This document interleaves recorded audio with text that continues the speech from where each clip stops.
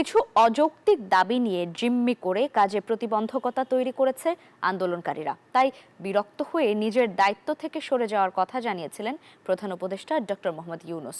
এমনটি জানিয়েছেন উপদেষ্টা সালেহ উদ্দিন আহমেদ। নিউজ 24-কে তিনি বলেন, ডিসেম্বরের আগেও নয়, জুনের পরও নয়, এমন সময় ধরে শিগগিরই নির্বাচনের রোডম্যাপ ঘোষণা করা হবে। এর আগে করা হবে কিছু জরুরি সংস্কার এবং জুলাই গণহত্যার বিচার।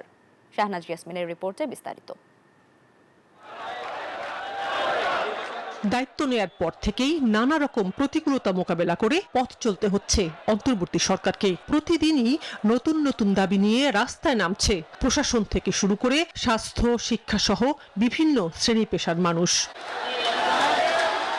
সবশেষ বিএনপি নেতা ইশরাক হোসেনকে মেয়রের শপথ পড়ানো দাবিতে আন্দোলন ছাপিয়ে যায় আগেরগুলোকে। হাইকোর্টের রায়ে আন্দোলন স্থগিত হলেও সেদিন দিনব্যাপী গুঞ্জন প্রধান উপদেষ্টার পদত্যাগের। সন্ধ্যায় এনসিপি নেতা নাহিদ ইসলামের সাক্ষাতের পর গুঞ্জনের ডালপালা আরো জোরালো হয়। প্রধান উপদেষ্টাকে জিম্মি করে এসব আন্দোলন, তাই অনেকটা বিরক্ত হয়ে দায়িত্ব ছেড়ে দেওয়ার কথা বলেছেন তিনি। নিউজ 24-এর মুখোমুখি হয়ে এমনটা জানিয়েছেন উপদেষ্টা পরিষদের সিনিয়র সদস্য ডক্টর সালেহ উদ্দিন আহমেদ। উনি পদক্ষেপে সামনে আসছে, উনি যেহেতু করতে চাচ্ছি, আমরা যতটুকু করছি, এই যে যেখানে সেখানে এসে রাস্তাঘাটে দাবি দেওয়া, সব দাবি দেওয়া যৌক্তিক তাও তো না। এটা আমাদের জন্য একটু ডিফিকাল্ট হয়ে গেছে। আমাদের দায়িত্ব কি তিনটা। একটা হলো ইলেকশন দেওয়া, একটা স্বচ্ছ একটা ইলেকশন। দ্বিতীয় হলো কিছু কিছু সংস্কার করা। থার্ড হলো যে বিচার করা যারা অপরাধী। এর মধ্যে এই সমস্ত নানা রকম আন্দোলন, নানা রকম ডিমান্ড।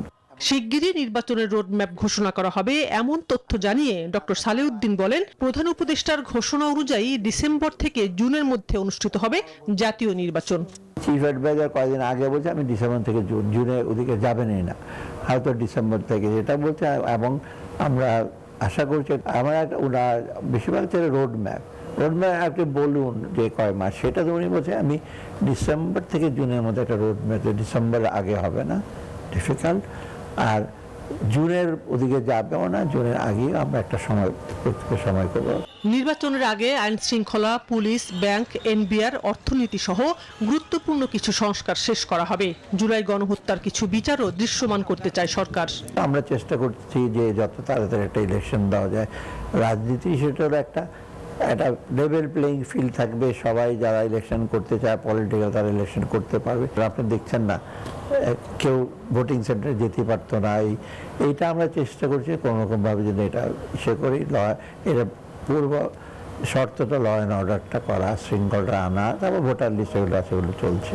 অর্থনীতিবিদ ডক্টর সালেহ উদ্দিন আহমেদ মনে করেন, রাজনৈতিক স্থিতিশীলতা অর্থনীতিকে গতিশীল করে। বর্তমান পরিস্থিতিতে আইন শৃঙ্খলা পরিস্থিতি সহ অর্থনীতির রাজনীতি ঠিক করা এই সরকারের চ্যালেঞ্জ, তবে তা সম্ভব বলে মনে করেন তিনি। সংস্কারে একটা রূপরেখা দিতে চায়। শাহনাজ ইয়াসমিন, নিউজ 24, ঢাকা।